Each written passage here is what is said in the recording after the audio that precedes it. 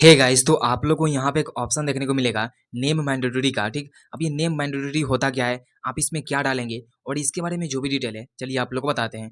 अगर आप क्या करते हैं कि कहीं पर भी रिज्यूम को बनाने जाते होंगे तो वहाँ पे जो भी आपका बेसिक डिटेल्स है या जो भी आपका बेसिक इन्फॉर्मेशन है उसको यहाँ पे देना पड़ता है।